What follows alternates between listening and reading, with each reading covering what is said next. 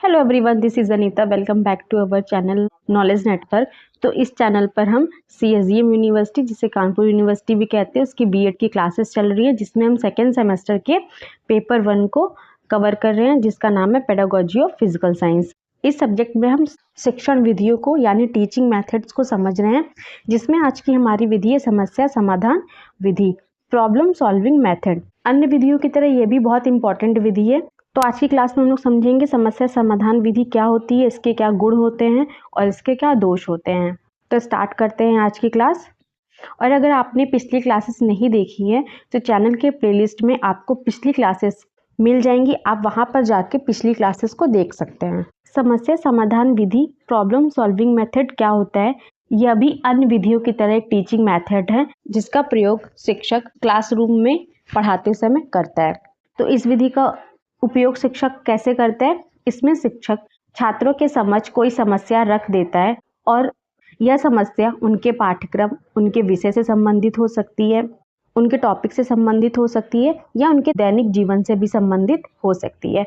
तो ऐसी कोई समस्या को शिक्षक छात्रों के समक्ष रख देता है और छात्रों से कहता है कि इस समस्या का समाधान करना है। छात्र एक दूसरे से सोच विचार करते हैं, तर्क वितर्क करते हैं और अपना दिमाग लगाते हैं और जो उन्होंने पहले से पढ़ा हुआ है उस ज्ञान को भी अप्लाई करते हैं। ऐसा करते करते एक टाइम ऐसा आता है जब छात्र उस समस्या का समाधान कर लेते हैं। तो इस प्रकार छात्र किसी समस्या का समाधान करना सीख जाते हैं। आई होप आपको समझ में आ गया होगा कि समस्या समाधान विधि क्या होती है और इसका प्रयोग कैसे करते हैं। अब इसे अच्छे से समझ लेते हैं।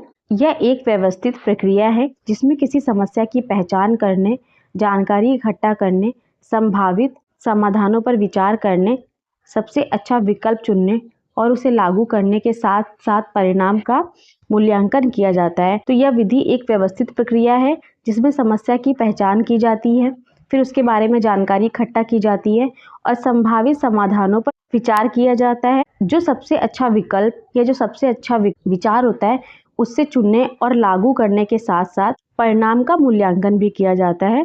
इसमें किसी समस्या की पहचान करने के बाद उसके बारे में जानकारी इकट्ठा करना, संभावित समाधानों पर विचार करना तथा जो सबसे अच्छा विचार या जो सबसे अच्छा समाधान होगा उसे लागू करने के साथ साथ परिणाम का मूल्यांकन भी किया जाता है। यह विधि छात्रों में तार्किक सोच, विश्लेषण और वैज्ञानिक दृष्टिकोण का विकास करती है। तो इस विधि के द्वारा छात्रों में तार्किक सोच, विश्लेषण और वैज्ञानिक दृष्टिकोण का विकास करती है, जिसमें शिक्षक मार्गदर्शन करते हैं और छात्र स्वयं समाधान खोजने में सक्रिय भूमिका निभाते हैं। तो इस विधि में शिक्षक क्या करते हैं? मार्गदर्शक का कार्य करते हैं, छात्रों को रास्ता दिखाते हैं और छात्र स्वयं समाधान खोजने में सक्रिय भूमिका निभाते हैं। आगे समझते हैं। इस विधि के जन्मदाता सुकरात को माना जाता है। तो इस विधि के जन्मदाता कौन है? सुकरात हैं। इस विधि में छात्रों के समक्ष कोई समस्या प्रस्तुत की जाती है तथा छात्रों को उस समस्या का समाधान करने के लिए कहा जाता है। समस्या का चयन हो जाने के बाद छात्र उस समस्या की अनुभूति करते हैं तथा उसके समाधान में लग जाते हैं। तो इस विधि में छात्रों के समक्ष कोई समस्या प्रस्तुत की जाती है तथा छात्रों को उस समस्या का समाधान करने के लिए कहा जाता है। समस्या चयन होने के जाने के बाद छात्र उस समस्या की अनुभूति करते हैं, उसके समाधान में लग जाते हैं। इसके लिए छात्र अपने पूर्व अर्जित ज्ञान का प्रयोग करते हैं। तो छात्र ने जो भी पहले ज्ञान अर्जित किया है, जो उन्होंने पढ़ा है, उस ज्ञान को उस समस्या में वो अप्लाई करते हैं। समस्या को उसके अवयवों में तोड़ते हैं, उसके विषय में चिंतन मनन करते हैं, आदि क्रियाएं करते हैं। तो जो समस्या होती है छात्र उसको उसके अवयवों में तोड़ते हैं, यानी कि छात्र उस समस्या को कई पार्ट में तोड़ते हैं, उसके विषय में चिंतन मनन करते हैं।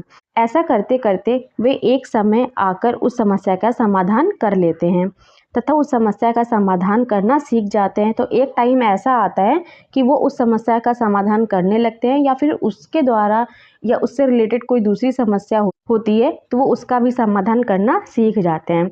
इस दौरान शिक्षक छात्रों का अवलोकन करता है तथा उन्हें निर्देश प्रदान करता है। पूरी प्रक्रिया के दौरान शिक्षक छात्रों का अवलोकन, ऑब्जर्वेशन करता है तथा उन्हें समय समय पर निर्देशन प्रदान करता है। साथ ही शिक्षक यह भी ध्यान रखता है कि प्रदान की गई समस्या छात्रों के मानसिक स्तर, आयु, रुचि, योग्यता आदि के अनुरूप होनी चाहिए। शिक्षक ने जो समस्या छात्रों को प्रदान की है, उनको हल करने के लिए दी है, शिक्षक को ये सुनिश्चित कर लेना चाहिए कि जो समस्या है वो छात्रों के मानसिक स्तर, उनकी आयु, रुचि और योग्यता के अनुरूप होनी चाहिए। तो ये थी समस्या समाधान विधि। आई होप आपको क्लियर हो गया होगा कि समस्या समाधान विधि क्या होती है और इसका उपयोग कैसे किया जाता है। अब आगे बढ़ते हैं इसकी परिभाषा के बारे में। नर के अनुसार समस्या समाधान एक ऐसी रूपरेखा है जिसमें सृजनात्मक चिंतन तथा तर्क दोनों होते हैं। तो समस्या समाधान एक ऐसी रूपरेखा है जिसमें सृजनात्मक चिंतन तथा तर्क दोनों होते हैं। सीवी गुड के अनुसार समस्या समाधान विधि में विद्यार्थी चुनौतीपूर्ण स्थितियों के निर्माण द्वारा सीखने और प्रेरित होता है। यह एक ऐसी विशिष्ट विधि है जिसमें लघु किंतु संबंधित समस्याओं के समाधान से किसी बड़ी समस्या का समाधान किया जाता है। समस्या समाधान विधि में विद्यार्थी चुनौतीपूर्ण स्थितियों के निर्माण द्वारा सीखता है और प्रेरित होता है। यह एक विशिष्ट विधि है जिसके द्वारा शिक्षार्थी समस्या को समाधान करते करते किसी बड़ी समस्या का भी समाधान करने लगता है।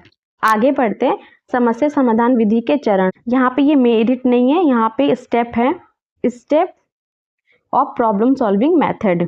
पहला स्टेप है समस्या का चयन करना।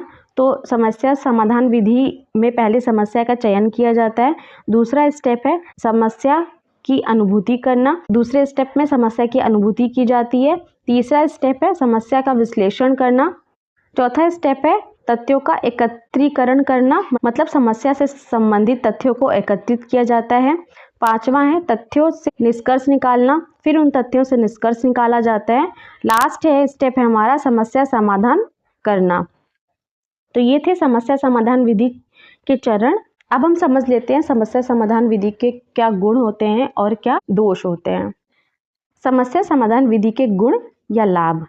पहला है यह विधि छात्रों में अच्छी आदतों को विकसित करने में सहायक है।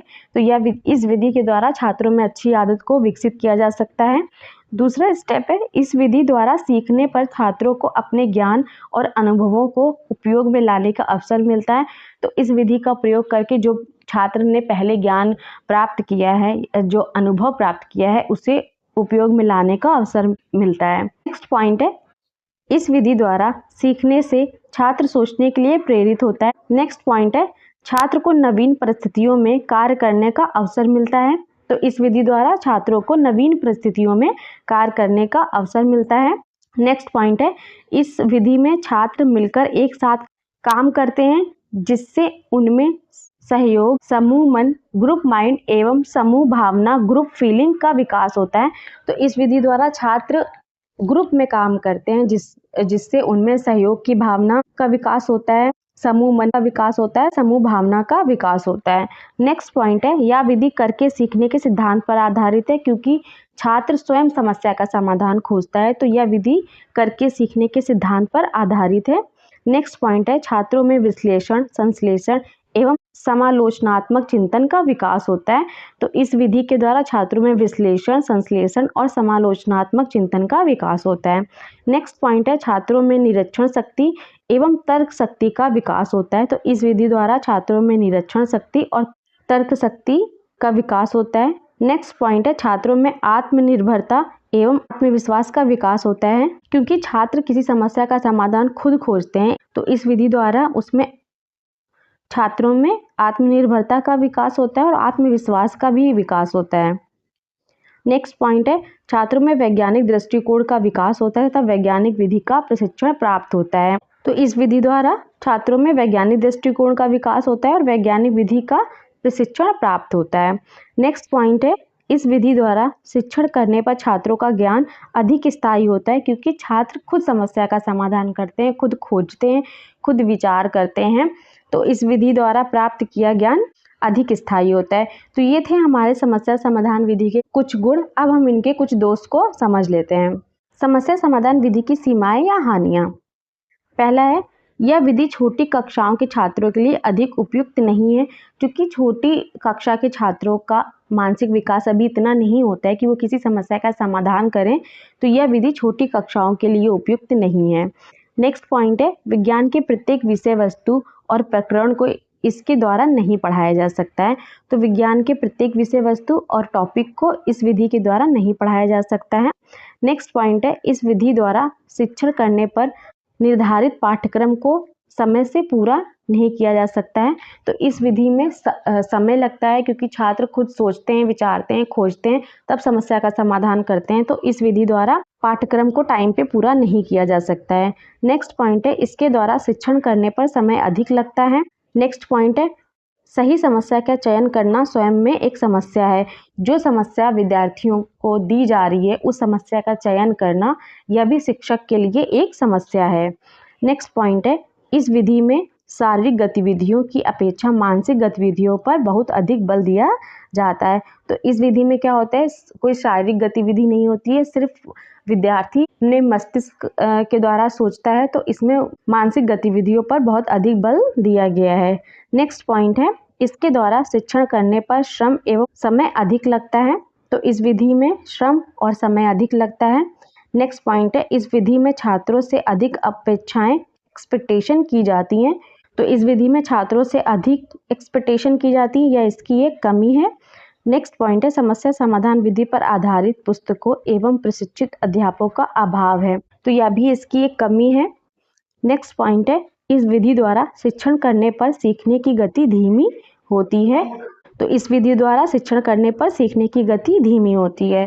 तो ये थी समस्या समाधान विधि की कुछ सीमाएं। आई होप आपको समस्या समाधान विधि समझ में आ गई होगी। आज की क्लास यहीं पे समाप्त करते हैं। मिलते हैं नेक्स्ट क्लास में एक न्यू टीचिंग मेथड के साथ में। क्लास अच्छी लगी हो तो क्लास को लाइक शेयर सब्सक्राइब ज़रूर करिएगा और अपने फ्रेंड में शेयर करिएगा। मिलते हैं नेक्स्ट क्लास में। Till then take care.